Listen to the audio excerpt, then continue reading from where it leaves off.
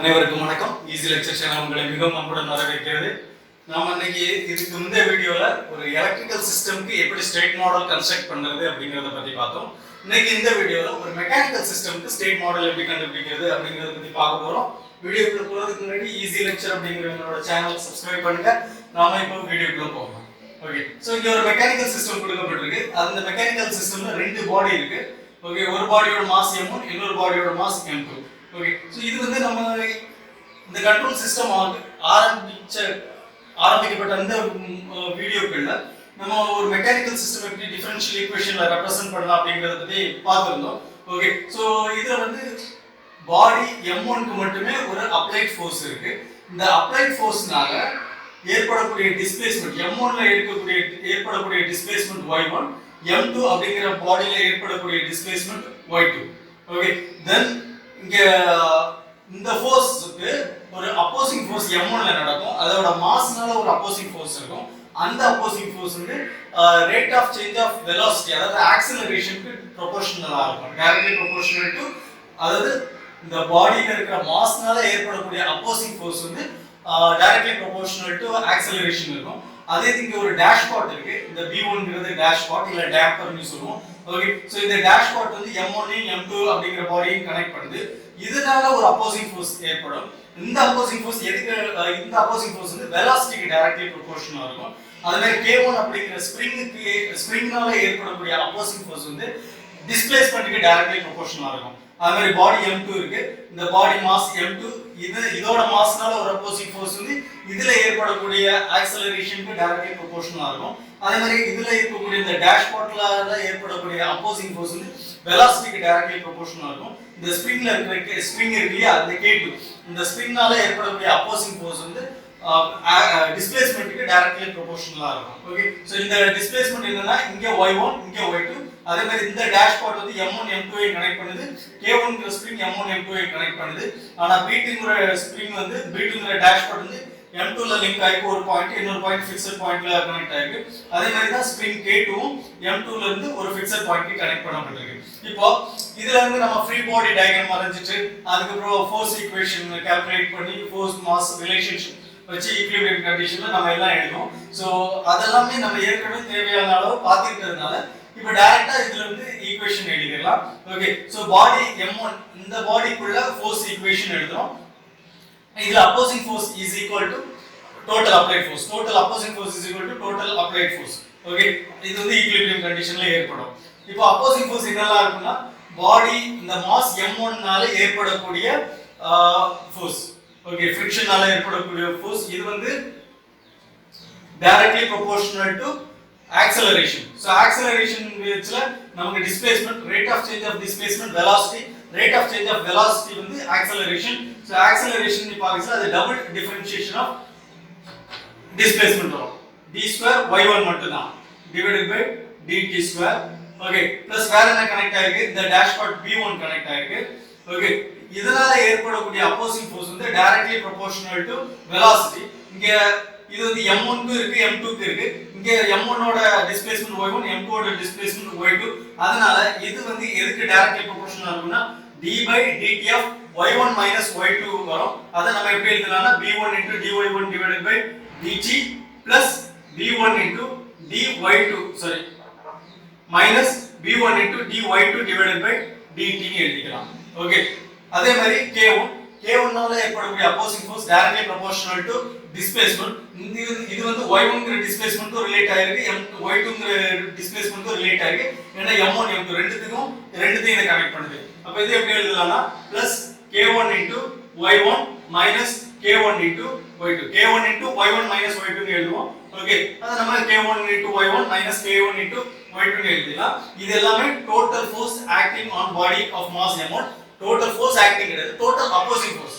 It is equal to total applied force. Total applied force என்னன்னு பார்த்தோம்னா f of t. Okay, so இது முடிஞ்சது. இப்போ இதே பாடி மாஸ் m2 க்கு வரும். இதுல என்னெல்லாம் ஃபோர்ஸ் இருக்கு அப்படினு பார்த்தோம் அப்படினா இந்த பாடி மாஸ் m2 னால ஏற்படக்கூடிய ஒரு அப்போசிங் ஃபோர்ஸ், அது டைரக்ட்லி ப்ரொபோர்ஷனல் டு ஆக்ஸலரேஷன். அப்ப m2 into, சோ இதோட டிஸ்பிளேஸ்மென்ட் y2. அப்ப ஆக்ஸலரேஷன் எப்படி வரும்னா d square y2 divided by dt square. Okay dy2 divided by dt னா அது velocity ஆகும் d square y2 divided by dt square னா அது acceleration ஆகும் rate of change of displacement is velocity rate of change of velocity is acceleration அதாவது double differentiation of displacement வந்து நமக்கு acceleration கொடுக்கும் ஓகே அந்த ரிலேஷன்ஷிப் படி இது எழுதிட்டோம் அதாவது opposing force due to mass m2 okay இப்போ opposing force due to dash part b2 எப்படி எழுதலாம் அப்படினா b2 இது directly proportional to velocity okay எந்த velocity இது ரிலேட்டட்னா y2 அப்படிங்கற ஒரு டிஸ்பிளேஸ்மென்ட் மட்டும் தான் ரிலேட்டட் அப்ப b2 dy2 divided by dt னு எழுதிடலாம் ஓகே ஆனா இங்க ஏதோ இன்னொரு டேஷ் பார்ட் இருக்கு b1 அதுவும் m2 கூட கனெக்ட் ஆயிருக்கு ஓகே சோ இதுவும் directly proportional to velocity ஆனா இது எந்த ரெண்டு டிஸ்பிளேஸ்மென்ட் கூட எந்த ரெண்டு velocity கூட கனெக்டட் ஆயிருக்குன்னா dy2 divided by dt கூட கனெக்ட் ஆயிருக்கு dy1 divided by dt கூட கனெக்ட் ஆயிருக்கு ஓகே சோ நம்ம இப்போ மாஸ் பாடி m2 க்கு பார்க்கிறதுனால அதுக்கு ரிலேட்டடான velocity நம்ம பாசிட்டிவ்ல எழுதணும் b2 into dy2 sorry b1 okay b1 into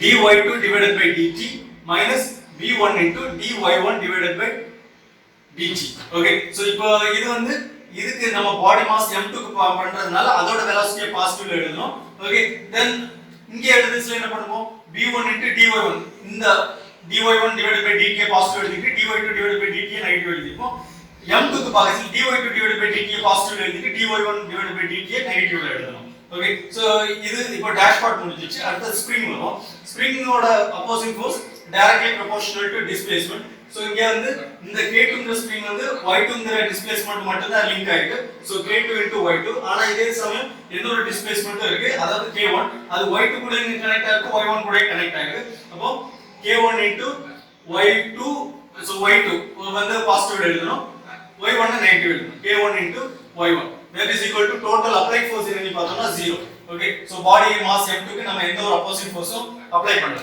okay இப்போ நம்ம என்ன பண்ண போறோம்னா ஸ்டேட் மாடல் எழுத போறோம் ஸ்டேட் மாடல் கன்ஸ்ட்ரக்ட் பண்றதுக்கு நமக்கு ஸ்டேட் ஈக்குவேஷன் தேவை அதே மாதிரி அவுட்புட் ஈக்குவேஷன் தேவை ரெண்டு ஈக்குவேஷன் சேர்ந்து தான் ஸ்டேட் மாடல் ஓகே இப்போ ஸ்டேட் ஈக்குவேஷன் வந்து எப்படி இருக்கும் அப்படினா x dot equal to ax into sorry ax plus bu இது output equation y equal to cx plus du இருக்கும் ஓகே சோ இப்போ ஸ்டேட் ஈக்குவேஷன் நம்ம ஸ்டேட் வேரியபிள் அசைன் பண்ணாம ஸ்டேட் ஈக்குவேஷன் எழுத முடியும் ஸ்டேட் வேரியபிள் அசைன் பண்றதுக்கு இது ஸ்டேட் வேரியபிள் xங்கிறது ஸ்டேட் வேரியபிள் அப்போ x டாட் நம்மளால டிரைவ் பண்ண முடிஞ்சாதா அதோட x நம்ம வந்து ஸ்டேட் வேரியபிள் அசைன் பண்ண முடியும் அப்ப இங்க என்னெல்லாம் டிஃபரன்ஷியேஷன்ல இருக்கு அப்படினு பாப்போம் ஓகே அதாவது x டாட்ங்கிறது first derivative of x okay நல்லா கவனிச்சுக்கணும் செகண்ட் டெரிவேட்டிவ் தேர்ட் டெரிவேட்டிவ் கிடையாது x டாட்ங்கிறது ஃபர்ஸ்ட் டெரிவேட்டிவ் ஆஃப் x அப்ப இது இங்க என்னெல்லாம் ஃபர்ஸ்ட் டெரிவேட்டிவ் இருக்கு அப்படினு பார்த்தோம் அப்படினா y1 க்கு ஃபர்ஸ்ட் டெரிவேட்டிவ் இருக்கு y2 க்கு ஃபர்ஸ்ட் டெரிவேட்டிவ் இருக்கு அதே மாதிரி dy1 divided by dt ஓட first derivative d square y1 divided by dt square அதே மாதிரி dy2 divided by dt ஓட first derivative d square y2 divided by dt square okay so இது வந்து y2 ஓட செகண்ட் டெரிவேட்டிவ் இருக்கலாம் ஆனா dy2 divided by dt ஓட first derivative அதே மாதிரி d square y1 divided by dt square ங்கிறது y1 ஓட செகண்ட் டெரிவேட்டிவ் இருக்கலாம் ஆனா dy1 divided by dt ஓட ஃபர்ஸ்ட் டெரிவேட்டிவ் சோ இந்த ரிலேஷன்ஷிப் எல்லாம் வச்சு நம்ம என்ன பண்றோம் அப்படினா ஸ்டேட் வேரியபிள் அசைன் பண்றோம் ஓகே சோ எந்த மாதிரியான ஸ்டேட் வேரியபிள் இப்ப அசைன் பண்ண போறோம் அப்படினா let x1 equal to y1 okay x2 equal to y2 இது ஒரு state variable okay x1 into small y1 இல்லையா அப்புறம் இத டிஃபரன்ஷியேட் பண்றதா okay dy1 divided by dt இதோட டிஃபரன்ஷியேஷன் என்ன x1 டாட் ஓகே இது dy1 divided by dt வந்து x1 டாட் அதே சமயம் நம்ம இன்னும் d square y2 divided by dt square நீ எழுத வேண்டியது இருக்கு அதனால இது x2 நியும் அசைன் பண்ணிடணும் ஓகே அதே மாதிரி சாரி x2 ஏற்கனவே அசைன் பண்ணியாச்சு x3 நீ அசைன் பண்ணிடணும் ஓகே அதே மாதிரி dy2 divided by dt x2 dot first derivative of x2 வந்தது ஓகே இன்னும் நமக்கு d square y2 divided by dt square இதோட ஃபர்ஸ்ட் டெரிவேட்டிவ் ஒன்னு வர போகுது அதனால இதையும் நம்ம ஸ்டேட் வேரியபிள் அசைன் பண்ணிரோம் x4 ஓகே இப்போ d square y1 divided by dt square equal to x3 dot okay இதை இன்னொன்னு x5 அசைன் பண்ணணுமா பண்ண வேண்டிய அவசியம் இல்லை d cube y1 divided by dt cube அப்படினு ஒன்னு நமக்கு ஈக்குவேஷன்ல கிடைச்சதுன்னா இத மறுபடியும் ஒரு ஸ்டேட் வேரியபிள் அசைன் பண்ணலாம் x5 அப்படிங்கிற ஒரு நேம் கொடுக்கலாம் ஆனா நமக்கு இதுக்கு அப்புறம் வரது இல்ல d2y1 divided by dt2 இதுதான் ஹையஸ்ட் நம்பர் ஆஃப் டிஃபரன்ஷியேஷன் டெரிவேட்டிவோட ஸ்டாப் ஆகுறதுனால நம்ம இதுக்கு அப்புறம் இத வந்து ஒரு ஸ்டேட் வேரியபிள் வேற ஒரு நேம் நம்ம கொடுக்க போறது இல்ல x3 ஓட derivative x3 dot that is equal to d2y1 divided by dt2 இதோட ஸ்டாப் பண்ணிடலாம் அதே மாதிரி இங்கேயும் d2y2 divided by dt2 equal to x4 dot okay இங்க ஈக்குவேஷன்ல மறுபடியும் d cube y2 divided by dt cube நீ எதுவுமே இல்ல அதனால நம்ம இதுக்கு ஒரு ஸ்டேட் வேரியபிள் நேம் அசைன் பண்ணலாம் ஆனா இங்க நம்ம அசைன் பண்ண வேண்டியது இருந்தது இந்த லாஸ்ட் லைன்ல அப்படி அசைன் பண்ண வேண்டிய அவசியம் இல்லை ஏன்னா அதுக்கு அப்புறமேட்டு ஹையர் ஆர்டர் டெரிவேட்டிவ் எதுவுமே இல்லை இதுதான் last derivative so x3 dot x4 dot நமக்கு இதுல இருந்து கிடைச்சிருக்கு அப்ப நமக்கு என்னெல்லாம் கிடைச்சிச்சு x1 டாட் இருக்கு x2 டாட் இருக்கு x3 டாட் இருக்கு x4 டாட் இருக்கு x1 இருக்கு x2 இருக்கு x3 இருக்கு x4 இருக்கு சோ எல்லாமே இருக்கு ஓகே இதுல இருந்து நம்ம ஸ்டேட் ஈக்குவேஷன் எழுதிக்கலாம் ஓகே ஓகே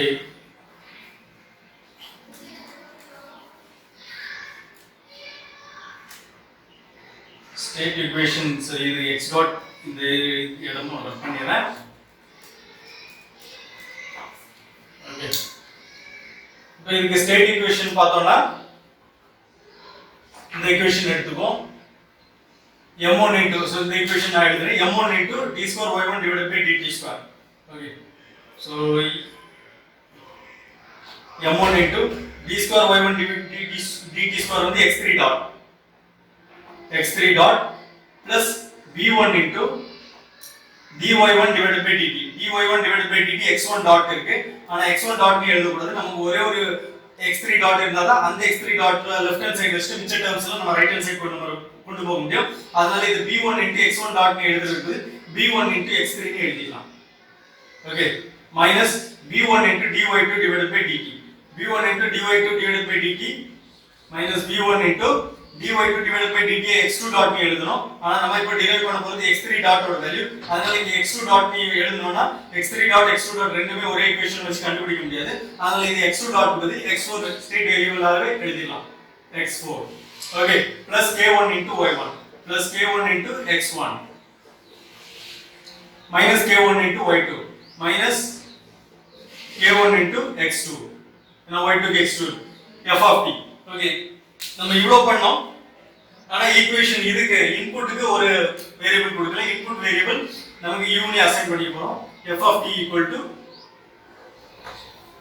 u னு அசைன் பண்ணிக்க போறோம் ஓகே என்ன கேட்டா ஸ்டேட் ஈக்குவேஷன் படி x dot equal to ax plus bu இல்லையா அதுல b into u இருக்குல u வந்து u இன்புட் வேரியபிள்னு சொல்றோம் சோ f of t மட்டும் தான் இங்க இன்புட்டா இருக்கு டோட்டல் அப்ளைட் ஃபோர்ஸ் அத நம்ம இன்புட்டா எடுத்துக்கிறோம் அதுக்கு u ங்கற வேரியபிள் நம்ம அசைன் பண்ணிரோம் so this is equal to u okay so இப்போ இந்த ஈக்குவேஷன் சால்வ் பண்ண போறோம் okay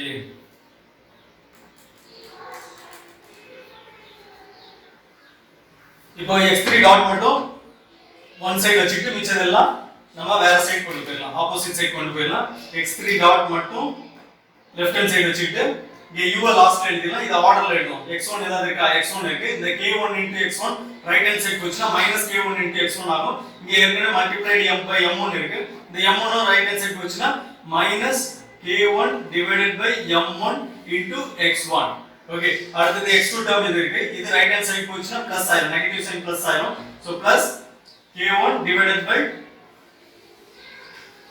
m1 into x2 okay அடுத்து x3 டேர்ம் இங்க இருக்கு இது பிளஸ் b1 into x3 இருக்கு அப்ப மைனஸ் ரைட் ஹேண்ட் சைடு போச்சுனா -b1 into m1 into x3 okay then -b1 into x4 right hand side போச்சுனா plus b1 divided by m1 into x4 okay so x1 x2 so எல்லா டேர்ம்ஸும் முடிஞ்சிச்சு plus 1 by m1 into u okay so plus 1 by m1 into u okay இது வந்து நம்ம x3 dot உள்ள equation okay அடுத்து இந்த ஈக்குவேஷன்ல இதே மாதிரி நம்ம ஸ்டேட் வேரியபிள்ஸ் எல்லாம் டிரைவ் பண்ணோம்ல அத அப்ளை பண்ணுவோம் செகண்ட் ஈக்குவேஷன்ல இந்த ஈக்குவேஷன்ல m2ங்கற பாடிக்கு நம்ம வந்து ஃபோர்ஸ் மாஸ் ரிலேஷன்ஷிப் யூஸ் பண்ணிருக்கோம் ஈக்விலிபிரியம் கண்டிஷன்ல சோ இந்த ஈக்குவேஷன்ல நம்ம இந்த ஸ்டேட் வேரியபிளை சப்ஸ்டிட்யூட் பண்ணோம் okay so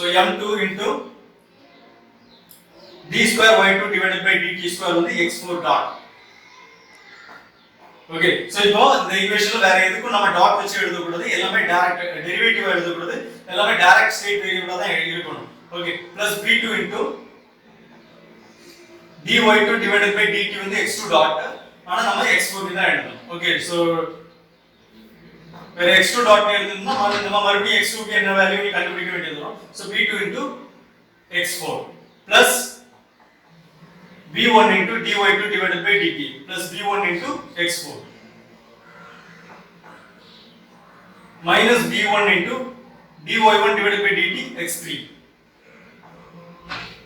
plus k2 into y2 plus k2 into x2 plus k1 into y2 plus k1 into x2 minus k1 into y1 minus k1 into x1 equal to 0. Okay இப்போ x4 dot மட்டும் right hand side வெச்சிரோம், so left hand side வெச்சிரோம், மிச்சம் எல்லாம் right hand side convert பண்றோம். So நமக்கு கிடைக்கிறது x4 dot equal to x1 terms என்னலாம் இருக்கு அப்படினு பார்த்தோம்னா இது மட்டும் தான் இருக்கு x1 டர்ம். ஓகே சோ இது ரைட் ஹேண்ட் சைடு கொண்டு போச்சுனா plus k1 into x1 ஆகும். So k1 divided by m2 into x1. Okay so m2ங்கிறது மல்டிப்ளிகேஷன்ல இருக்கு, m2 into x4 டாட் இத ரைட் ஹேண்ட் சைடு கொண்டு போச்சுனா டிவிஷன் வந்துரும். k1 divided by m2 into x1. Okay அடுத்து x2 என்ன டர்ம்ஸ் எல்லாம் இருக்குனா இங்க ரெண்டு டர்ம்ஸ் இருக்கு, k2 into x2 plus k1 into x2. Okay so இத ரைட் ஹேண்ட் சைடு போச்சுனா minus k1 plus k2 into x2 ஆகும் divided by m2.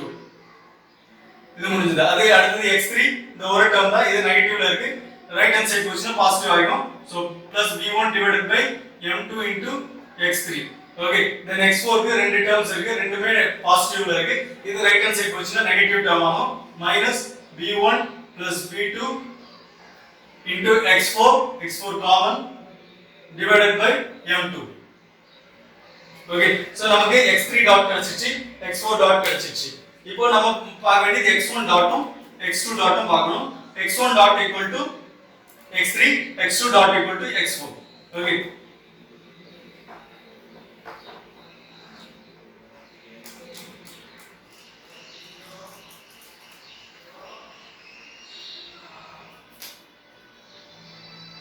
x1 dot equal to x3,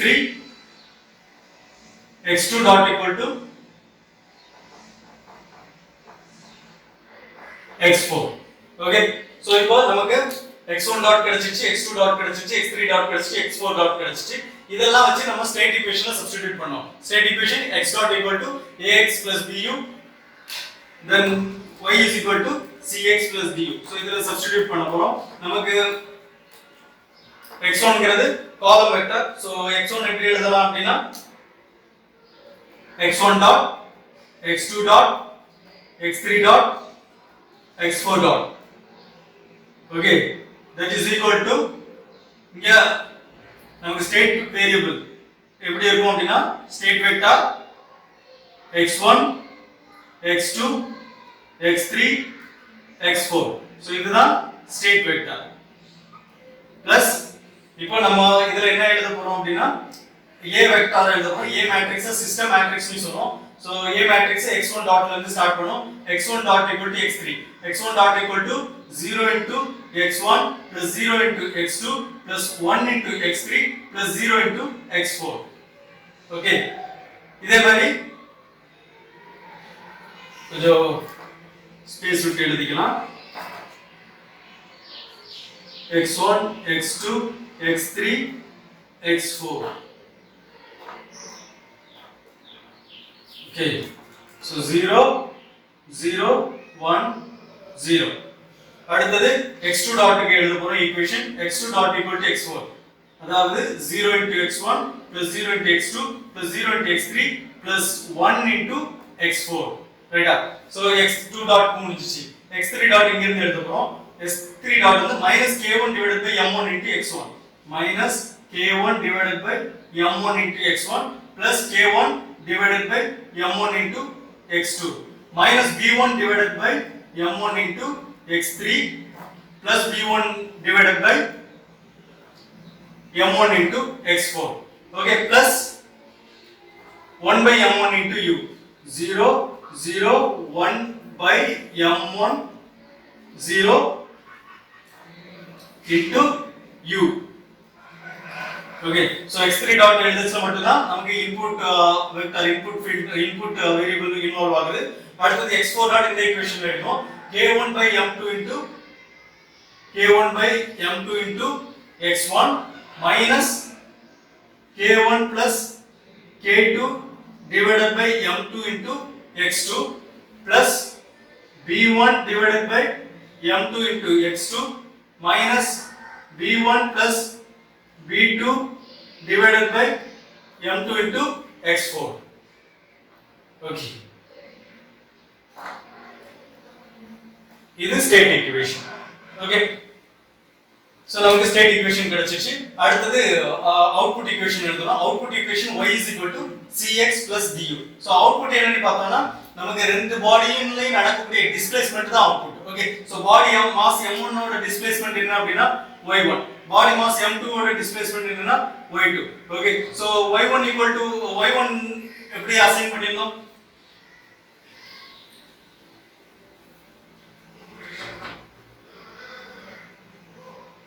y1 இதே மாதிரி பண்ணும் cx plus du இல்லையா? So நமக்கு x vector என்ன? இதேதான் x1 x2 x3 x4 x1 x2 x3 x4. Okay, so நம்ம எப்படி அசைன் பண்ணிருந்தோம்? y1 x1 அசைன் பண்ணிருந்தோம், y2 x2 அசைன் பண்ணிருந்தோம். Okay, so 1 into x1 plus 0 into x2 plus 0 into x3 plus 0 into x4 0 into y2 x2 இல்லையா? So 0 into x1 plus 1 into x2 plus 0 into x3 plus 0 into x4. Okay, so இப்போ நமக்கு இது c இது xங்கிறது state variable state vector அது காமனா இருக்கு. Then output ஈக்குவேஷன்ல எந்த ஒரு இன்புட் இன்வால்வ் ஆகாதனால u plus du இருக்கிறட்டோ நமக்கு எதுவுமே வராது. சோ c x மட்டும் தான் இருக்கும். So x1 x dot equal to a இங்க பிளஸ் போட்டுட்டேன், இது பிளஸ் கிடையாது, இது matrix multiplication a into x plus b into u c into x plus d into u. d into u நமக்கு எதுவுமே இல்ல, வெறும் c into x மட்டும் தான் இருக்கு. சோ இதுதான் சிஸ்டம் மேட்ரிக்ஸ், இது இன்புட் மேட்ரிக்ஸ், இது அவுட்புட் மேட்ரிக்ஸ். ஓகே, சோ இது வந்து அவுட்புட் ஈக்குவேஷன், இது அவுட்புட் ஈக்குவேஷன், இது ஸ்டேட் ஈக்குவேஷன். இந்த ரெண்டு ஈக்குவேஷன் சேர்ந்ததா நம்ம क्वेश्चनல கேட்கப்பட்ட ஸ்டேட் மாடல். ஓகே, சோ நமக்கு ஒரு இந்த மாதிரியான ஒரு மெக்கானிக்கல் சிஸ்டம் கொடுத்திருந்தாலும் சரி, அதுல இருக்கிற ரிலேஷன்ஷிப், அதாவது அப்போசிங் ஃபோர்ஸ்ல என்ன ரிலேஷன்ஷிப் இருக்கு, தென் அதுல மாஸ்க்கும் டிஸ்பிளேஸ்மென்ட்க்கு என்ன ரிலேஷன்ஷிப், ஆக்ஸலரேஷனுக்கு என்ன ரிலேஷன்ஷிப், தென் டேஷ்பாட்டுக்கும் வெலாசிட்டிக்கும் என்ன ரிலேஷன்ஷிப், தென் ஸ்ப்ரிங்கால ஏற்படக்கூடிய அப்போசிங் ஃபோர்ஸ்க்கும் டிஸ்பிளேஸ்மென்ட்க்கு என்ன ரிலேஷன்ஷிப், இந்த ரிலேஷன்ஷிப் எல்லாம் தெரிஞ்சிடுச்சுனா நம்ம அது மூலமா ஃபோர்ஸ் அந்த ஈக்குலிபிரியம் கண்டிஷன்ல இருக்கக்கூடிய ஃபோர்ஸ் மாஸ் ரிலேஷன்ஷிப் நம்மளால எழுத முடியும். ஓகே, ஃப்ரீ பாடி டயகிராம் எழுதி தான் எழுதணும் அப்படின்னு இல்ல. ஓகே, நாலேஜ் இருந்தது, நம்ம ஏற்கனவே அதுல தரவா இருந்தோம்னா டைரக்டா அந்த மெக்கானிக்கல் சிஸ்டம் கொடுத்திருக்கிற சிஸ்டம் வந்து டைரக்டா நம்ம ஈக்குவேஷன் எழுதிடலாம். ஓகே, சோ அதுல இருந்து நம்ம இந்த ஈக்குவேஷன் நமக்கு ஸ்டேட் வேரியபிள் நம்மளால அசைன் பண்ண முடியும். ஓகே, எத்தனை டிஃபரன்ஷியேஷன் இருக்கு, எத்தனை ஃபர்ஸ்ட் டெரிவேட்டிவ் இருக்கு எடுக்க முடியும். சோ அத வச்சு நம்மளால ஸ்டேட் வேரியபிள் அசைன் பண்ண முடியும். ஸ்டேட் வேரியபிள் அசைன் பண்ணிட்டு அந்த ஸ்டேட் வேரியபிள் அசைன் பண்ணதை நம்ம ஃபோர்ஸ் மாஸ் ரிலேஷன்ஷிப் வச்சு ஈக்குவேஷன் எழுதிறப்போல அந்த ஈக்குவேஷன்ல அந்த ஸ்டேட் வேரியபிள் எல்லாம் சப்ஸ்டிட்யூட் பண்ணிட்டே இருந்தாலே போதும். லெஃப்ட் ஹேண்ட் சைடுல டாட் வச்சு ஈக்குவேஷன் எழுதிட்டு மிச்சதெல்லாம் ரைட் ஹேண்ட் சைடு கொண்டு போறது தான் மெயின் டார்கெட் ஆகும். சோ அப்படியே நம்ம பண்ணச்சு நமக்கு அழகா ஈக்குவேஷன் ஃபார்ம் ஆகும். ஓகே, சோ இதுதான் இந்த மாதிரியான ப்ராப்ளம்ஸ்ல உள்ள ட்ரிக். ஓகே, then இது வந்து translational system, mechanical translational system. இதே மாதிரி தான் ரொட்டேஷனல் சிஸ்டம் வரும். ரொட்டேஷனல் சிஸ்டம்ல என்ன நமக்கு அதுக்கு எந்த மாதிரியான இங்க மாஸ் இருக்கிறதுக்கு பதில் அங்க டார்க் இருக்கும், அதே மாதிரி ரொட்டேட்டரி ஆக்ஷன் இருக்கும். ஓகே, சோ நமக்கு வந்து இங்க டிஸ்பிளேஸ்மென்ட் இருக்குன்னா அங்க ஆங்குலர் டிஸ்பிளேஸ்மென்ட் இருக்கும். அதுதான் சேஞ்சஸ் இருக்குமே தவிர மற்றபடி கான்செப்ட் எல்லாம் இது எல்லாமே சேம் தான். ஓகே, ஸோ இந்த ப்ராப்ளம் வச்சு உங்களுக்கு மெக்கானிக்கல் ரொட்டேஷனல் சிஸ்டமா இருக்கட்டும், மெக்கானிக்கல் டிரான்ஸ்லேஷனல் சிஸ்டமா இருக்கட்டும், இல்ல டைரக்டா டிஃபரன்ஷியல் ஈக்குவேஷனே கொடுத்துருக்காங்க அப்படின்னா கூட எந்த ஒரு ப்ராப்ளமுமே நம்மளால ஸ்டேட் மாடல் ஈஸியா வரைய முடியும். வரையறது இது வந்து டிரைவ் பண்ணும், ஸ்டேட் மாடல் ஈஸியா டிரைவ் பண்ண முடியும்.